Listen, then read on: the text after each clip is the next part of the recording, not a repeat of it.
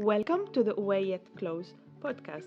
Meet your host, Lamia and Mandy, expats like you, here to guide you through the food and body image challenges you might encounter as you settle into a new country. Get ready to explore, eat, empower, no matter where you are in the world. Ready to dive in? Let's get started. Hello, everyone, and welcome back to the Away Yet Close podcast. We are so glad to have you here with us again today, and we are really excited about the topic of today because it's very current to the months now. We are in the summer in August, and we want to talk about how to navigate intuitive eating while we are on holidays. Yeah, this is a really nice topic to do it around this period. And especially for me, I was recently on holidays. I had the pleasure of visiting Istanbul, and it was really an incredible experience, both in the cultural aspect or in the food gastronomy aspect.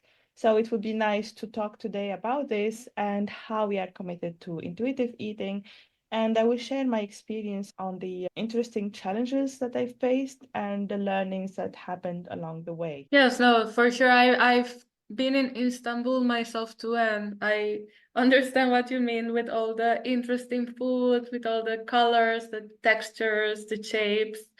It's Istanbul is a very energetic city and very beautiful. I really like it. And I can imagine that it can be challenging to keep practicing the intuitive eating strategies in such vibrant and challenging with all the food city. So how did you approach this on your trip? Yeah, so as you said, it was really like exciting, challenging. Actually, Istanbul engaged all the senses, like from hearing, from seeing, from smelling. I went through like the spice markets, for example. I saw and smelled all the freshly baked simits on every corner. So you could smell, you could hear, you could like see people tasting it and getting it. And in general, all the food culture was really rich and tempting. So I tended to feel easily overwhelmed by all the things that I can try and that I want to try and that I must try. So it was kind of exciting, overwhelming.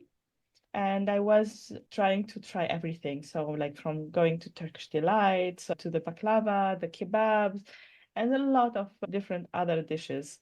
And this temptation was really real. And I can imagine that when, like you say, that you are using all your senses when you are in a new and exciting place, it can be so easy to disconnect from ourselves, to disconnect from our body, to disconnect to our body cues, our hunger cues. So it can be a challenge to maintain the balance, Yeah. maintain the balance of enjoying the food, but also respecting and listening to your body, right? Like, how was this for you? Yeah, so it was, let's say it's a bit hard. It's not like the easiest thing to do. But I try to, instead of feeling guilty or thinking about how does it fit into my day, I allowed myself to enjoy it fully. So I looked into more like how can I savor each bite? How can I notice all the flavors? How can I notice all the textures? And then enjoy the delicious food and remind myself that food is meant to be enjoyed, especially when exploring new culture, not just about restricting. Sometimes, okay, I was feeling a bit not completely hungry, but I still wanted to try it. And instead of feeling guilty and thinking, okay, but I already ate, I already tried something similar, I was more gentle to myself and I said, okay, I can try this. It won't like do me bad. Instead, it will make me discover this new flavor, experience more the Turkish culture because food is also culture. So, from what you are saying, I'm hearing that you approach this with curiosity and also in this gentle way that for you the most important was to enjoy these new flavors, to discover and not focusing too much on counting like, oh, but I already ate, but now I shouldn't be eating. But you're like, you know what? These are my holidays. I want to live this culinary experience. I want to explore this and I want to enjoy this food. Yeah, exactly. That's what happened. So I really wanted to enjoy. I really wanted to explore and to be curious about the flavors, as you said, curious about what it means and curious to understand where it comes from.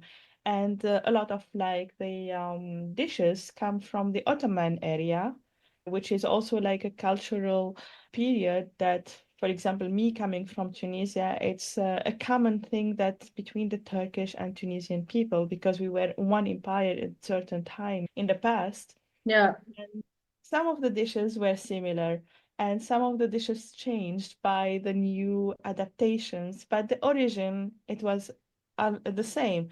And then it was for me nice to see, okay, how the direction of the Turkish people went to that kind of food and how the Tunisian went to adapt their own new version. So, for example, for the baklava, they have now like almost a version that is from the Ottoman areas, and we have Mhm. a version in Tunisia that is very similar and at the same time not the same.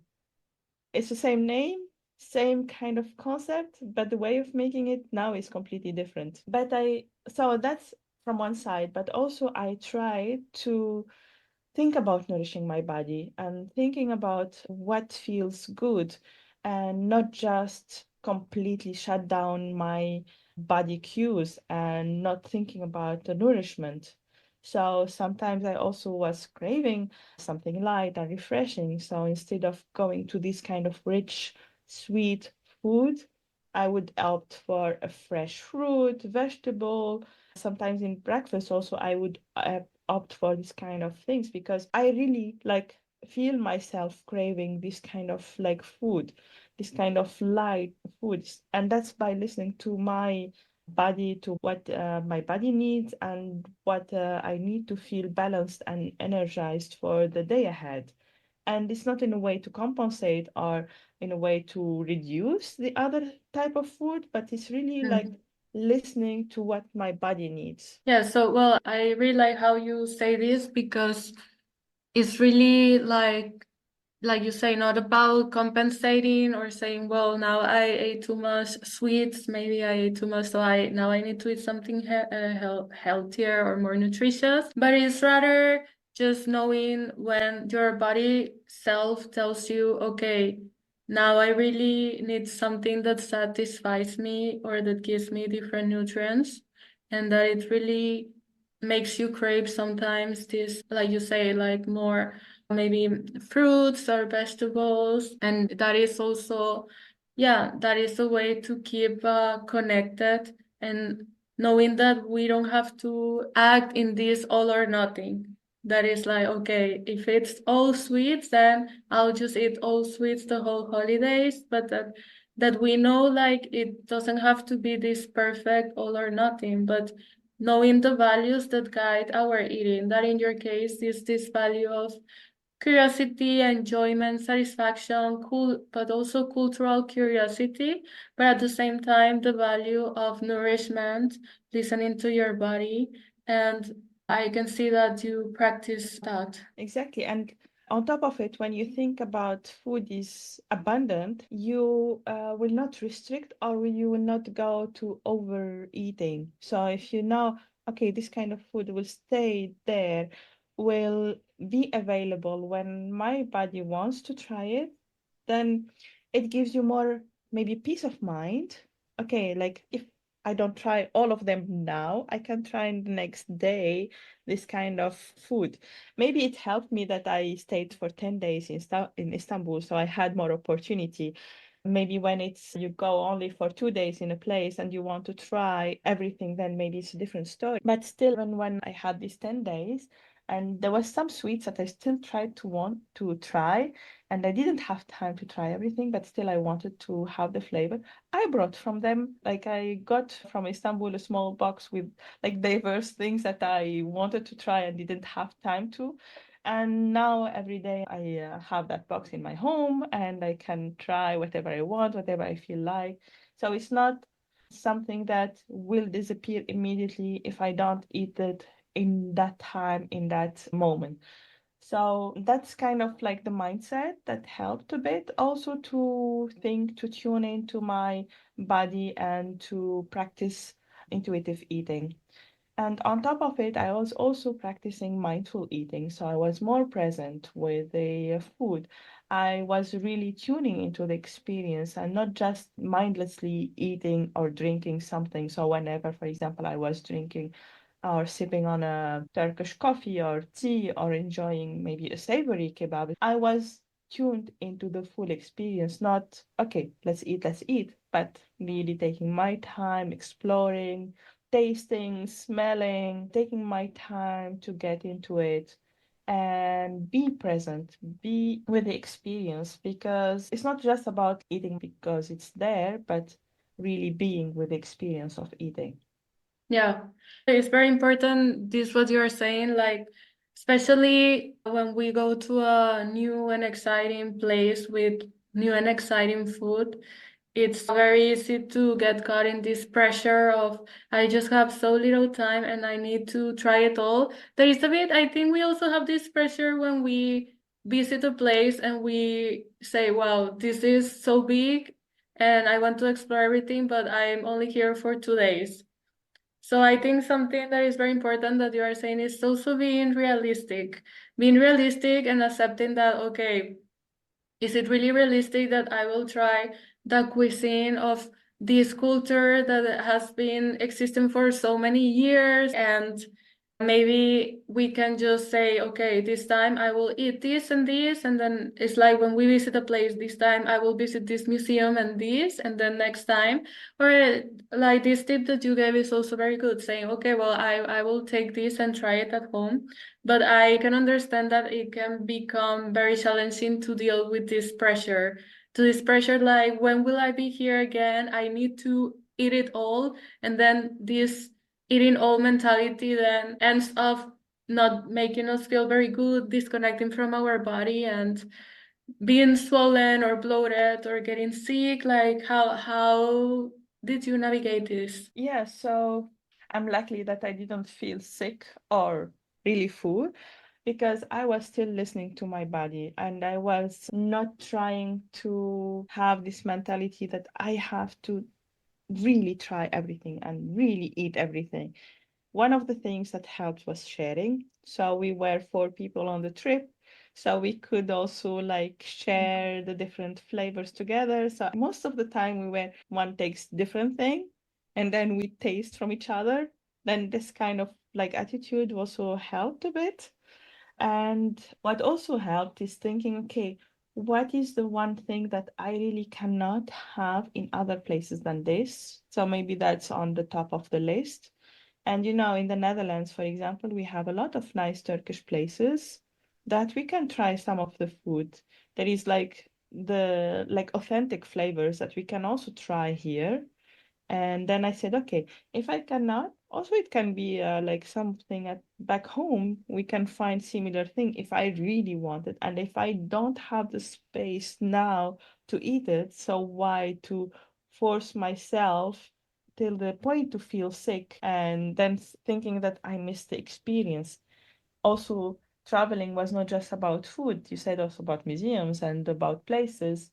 That's also nice to explore, nice to see the connections between food and the places. Oh, nice. I love the approach that you take in this trip, that you had these different strategies to enjoy the food, but also share and connect with people, connect with the place, with the cultural experience. And I think you portray very well the principle of intuitive eating, about being in tune, connecting, enjoying food, but also like not having this black and white, all or nothing, but really allowing yourself to listen to your body and to your values and what was important for you, that also enjoying. And I think you did it in a very good way. And I would like you to if you could make like a little summary of these practical tips that you put into practice to help us. I'm actually personally going on a trip soon, also to Mexico for a month. And for me, it's actually always a bit challenging because I feel this pressure like there's only some food that you can only find there, and I just have this limited time and I need to eat it all. So I'm also going to put into practice your tips. So if you could give us a summary, that would be nice. Yeah, so maybe one tip about what you just said, that the food is only available there and you cannot have it in other places. Maybe try to really be in the experience, be very mindful about it. For each bite, pay attention to the flavors, to the aromas, to the textures, because this will help you to stay present and truly enjoying the food and like enjoy fully the experience. Then that kind of flavor may stay with you longer because you were really fully present with the experience of eating. So then you don't feel like, oh, I missed it or I will miss it. But at that one time that you were fully with it, it can stay longer with you. And then one other tip, it can be like to check with yourself. So before getting into a new dish or a new flavor, take the moment to ask yourself if you're hungry or you're just excited. And it's okay to go for pleasure and it's okay to go for something new, even if you're not fully hungry at that moment. But you can also think about, okay, and then how about my hunger and fullness cues? It may help you to stay balanced. And there is no wrong if you even over not to not feel guilty about it because okay, it's not something that it happens every day. It's not something that will stay or will ruin the rest of your holiday. Keeping checking with yourself. And then you can embrace the local cuisine of the place with curiosity. So not worrying about should I do this, should I test it, or should I not eat this. So allow yourself to try this new food and enjoy the experience without judgment. So curiosity over judgment, and then balance your indulgences with nourishment. So it's okay to indulge, but listen to your body's cues, needs. So if you crave something after like a lighter meal, after a heavy meal, just honor that and do that. So don't like try to suppress that kind of needs or only think about nourishment, and be kind to yourself. That's very important. So you, even if you don't have or you don't have the opportunity to try everything at once, it's okay to save some experience for another time, for another trip, maybe to the similar context, or maybe at your home country that you can have that kind of experience, then it's fine. Then it will be maybe another experience to share with other people that you would travel with, and or also like sharing with other people, it can help. And in general, intuitive eating is about enjoyment, not restrictions. Is about curiosity and no judgment. That's the two things that you really need to think about when you are in these kind of situations. Yes, well, thank you for this tip. Especially, I think we say this very often in our podcast, be kind to yourself, but I think it's especially important to highlight because it's so easy to go along with our critical voices. And this can really, it's like if we put like a black lens in the way we see the world, because the first relation that we have is with ourselves. So if we don't become aware that we have this critical voice, then this taints everything we do and see, and it can, yeah, make us feel really guilty or very bad, punish ourselves, and then this actually impacts in a negative way our eating, disconnects us from our body. So it's very important, and thank you for all these tips that I myself will put into practice also in my upcoming trips. And thank you so much for sharing your experience. Yeah, it's with pleasure. I hope that is helpful for you and for our listeners. especially if they're planning a trip or heading into the holiday season, or maybe to the next holiday season, because we are end of the summer, so some people they are already back from their holidays. But it's important to keep this mindset and to practice it even for next trips. So remember always to stay true to your intuitive eating journey. It's a journey. There is no right and wrong thing to happen. It's you will never have like a finish line to say I am now in that. And the most important, as we said, to be kind, to be compassionate toward yourself, to enjoy the food and to stay mindful, and most so importantly, to enjoy fully the experience. Yes. Well, thank you again, and thank you to our listeners for tuning in to this episode. And I hope everyone who is having a trip soon enjoys it. And see you next time. Yeah, see you next time and happy travels and happy eating. Thanks for tuning in to this episode of the Await Yet Close podcast. Whether you are on the other side of the world or just navigating your own food and life journey, remember you're not alone. If you enjoy what you heard, like, subscribe, and review us. See you next time.